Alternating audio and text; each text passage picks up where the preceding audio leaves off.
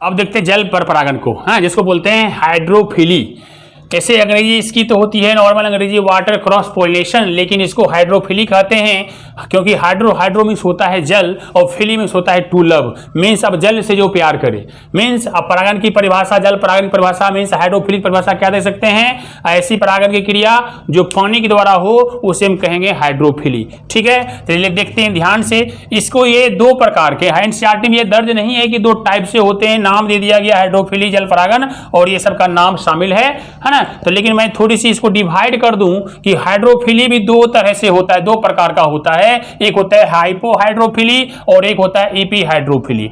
EP hydrophily क्या होता है, ये जमीन जो पानी की जो पानी सतह, जैसे ये देखिए ये पानी के अंदर है, ये सतह है, तो सतह के ऊपर जाके करेगा। मीन्स ईपी मीन्स होता है ऊपर, ऊपर क्या होता है, ईपी मीन्स क्या होता है ऊपर। ये जमीन की सतह, जैसे ये पानी है, अंदर समुद्र है, पानी है, सतह ऊपर वाला, तो ये ऊपर आके क्रिया करेगी, तो ये ईपी हाइड्रोफिली है। और उसके अंतर्गत जो आएगा वो वेलिस्नेरिया आएगा, हाइड्रा आएगा।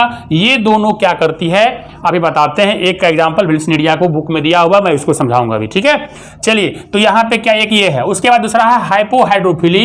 ये जोस्टेरा घास वगैरह सब है। ठीक है, ये जोस्टेरा है, लेमना है, समुद्री घास, सिगारेस है ना, सिगारेस। ये जो 1 2 3 ये 3 घास जो है ये क्या होता है, समुद्र के अंदर ही, समुद्री घास है जो समुद्र में ही रहेगा, तो समुद्री घास ये समुद्र के अंदर ही इसका पोलन ग्रेन जो है परागकण वर्तिकाक पर जाके गिरता है और अंदर ही परागन क्रिया इत्तेफाक से करता है। ठीक है, तो ये तो हाइपोहाइड्रोफिली मींस हाइड्रोफिलिक एग्जांपल आप ये भी दे सकते हो या भी दे सकते हो, लेकिन अगर बोले हाइपोहाइड्रोफिली बताओ, जोस्टेरा, लेमना, समुद्री घास, ये सब एग्जांपल इसमें दे सकते हैं। लेकिन अगर हम बात करें हाइड्रोफिली के अंतर्गत ईपी हाइड्रोफिली क्या होता है, तो इसमें आपको देना पड़ेगा वेलिस्नेरिया और हाइड्रा।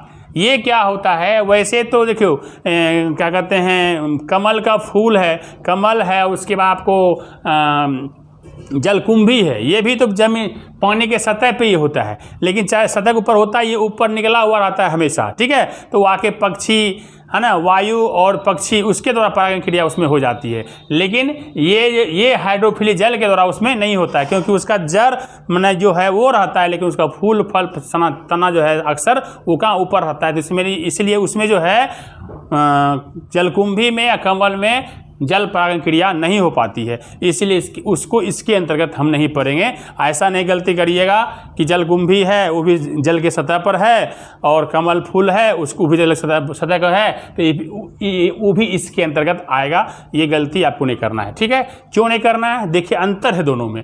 ये जो वेलिस्नेरिया और हाइड्रा होता है, देखिए ये जमीन कहाँ है, ये पानी की सतह नीचे है, इसका जड़ देखिए सतह जो है ना नीचे, ये समुद्र में मैंने पानी के अंदर है, और पानी के अंदर है तो इसका जो देखिए ये जो कोलाइड किया हुआ है, कुंडलित किया हुआ, ये मादा भाग है, ये मादा वेलिस्नेरिया का ये मादा है, वेलिस्नेरिया का ये नर है।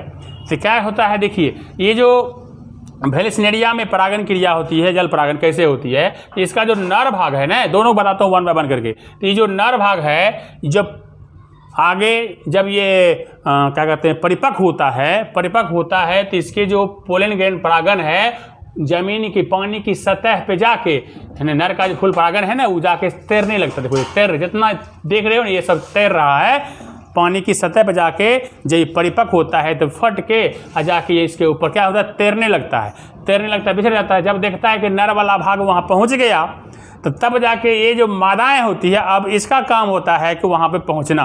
तब उसको देख के क्या करती है, यह भी अपने कोलाइड जो संरचना थी, ये घुमा हुआ रस्सी तरह ऐठा हुआ था स्प्रिंग नुमा, तो इसको तीरते हैं थोड़ा लंबा हो जाता है। ठीक उसी प्रकार से ये कोलाइड संरचना क्या होती है, धीरे धीरे इसको अपने आप को नमराती है, तीरती है, और तीर करके वहाँ पे सतह पर जाती है कि हमारा नर आ गया है और हमको वहाँ जाना जरूरी है। इसलिए दोनों का मिलन होता है। क्यों, पानी मिलन, पानी से प्यार करेगा तो पानी के ऊपर जो है नर का और मादा का दोनों युग्मक का यहाँ पे मिलन होता है, पोलिनेशन क्रिया हो जाती है। मीन्स क्या, यहाँ पे देख लिए कि ये जब तक ये देखा ही नहीं है, तैरते हुए नहीं दिखा दिया, तब तक अपने आप को ये कोलाइड करके नमराया नहीं, लंबा नहीं किया, वहाँ तक नहीं पहुँचा। तो ये ऐसा नहीं कि सब में हो ही पाता है, कुछ एक में होता है। पर परागन है, पर परागन अनिश्चित होता है, लेकिन जितना में होता है है ना। तो ये काम चलाने के लिए प्रकृति में उतना हो जाता है जो कि इसका जनरेशन टू जनरेशन जो आगे चलते रहेगा। तो क्या है, देख लिया आपने, यहाँ पे नर वाला भाग वहाँ जाता है, परिपक्व होकर वो तैरने लगता है, फिर वहाँ पे है ना इसको एहसास होता है, तो फिर अपने आप को वहाँ पे नर के भाग ये पहुँचती है, पोलिनेशन क्रिया हो जाती है। ठीक है, तो अब वेलेस्नेरिया में आप समझ गए होंगे किस प्रकार से पोलिनेशन की क्रिया होती है। अब देखिए हाइड्रोफिली के कुछ लक्षण भी हैं। ये जिस प्रकार से वायु पर परागण के कुछ लक्षण थे, उसी प्रकार से इसमें भी कुछ लक्षण हैं कि जो जल परागण ही क्यों होता है। तो सबसे पहले ये पुष्प भी क्या होता है, गंधहीन और मकरंद होता है, मकरंदहीन होता है, क्योंकि जिस प्रकार से वायु पर परागण में ना खुशबू की आवश्यकता थी, है ना उसको मकरंद की आवश्यकता थी, क्योंकि उसको पक्षी, चिड़िया, भौरा, है ना, कोई तो इसमें आना नहीं है। ये वो वायु द्वारा हो रहा था, ये जल के द्वारा हो रहा है, जल को भी इसकी आवश्यकता नहीं है। इसलिए ये सब जो जितने भी फूल होते हैं ये गंधहीन और मकरंदहीन होते हैं, और इसका परागण भी हल्का होगा एवं ना भींगने वाले होते हैं, क्योंकि पानी के ऊपर भी रहेगा, ये भींगेगा नहीं, पूरा पैक रहता है। ठीक है, चलिए, और उस दूसरी बात है इसका स्टिग्मा लंबा और चिपचिपा होता है। ये देखिए स्टिग्मा लंबा, यही यहाँ पे यहाँ तक ये स्टिग्मा लंबा है, और इसी के ऊपर एक चिपचिपा पदार्थ होता है। जैसे ऊपर जाता है परागकण चिपक जाता है, अपने आप परागकण को अपने ऊपर चिपका लेता है, जिसके कारण से परागण क्रिया हो जाती है। ठीक है, तो इस तरह से आपने क्या देखा कि आज पर परागण के अंतर्गत और जैविक जो एबायोटिक है, जिसके अंतर्गत जल पर परागण और वायु पर परागण को आपने देखा। नेक्स्ट वीडियो में हम आपको बायोटिक को लेके आएंगे और पूरी पर परागण को कोशिश करेंगे कवर करने का। थोड़ा सा लंबा वीडियो होगा, कोई बात नहीं, लेकिन वही चौथा वीडियो परागण का हो जाएगा। ठीक है, उसी में हम कोशिश करेंगे कि थोड़ा सा जो भी लंबा हो जाए, लेकिन उसी में एंड करने का कोशिश करेंगे। ठीक है, तो आज इतना ही। उम्मीद है आप समझ गए होंगे। किसी प्रकार की कोई बातें हो, है ना, कोई सवाल हो, कोई क्वेश्चन हो, आप कमेंट द्वारा, है ना, बताने की कोशिश करें। और हमारे वीडियो पर आप अगर हमारे चैनल पर आप नए हो तो आप लाइक सब्सक्राइब ज़रूर कर दें, ताकि आपको हर वीडियो का नोटिफिकेशन जो है आपको पहले पहुँचे। ठीक है, ओके, इसके साथ ही है ना लेते हैं विदा, और नेक्स्ट डे मिलते हैं नेक्स्ट वीडियो लेके। तब तक धन्यवाद।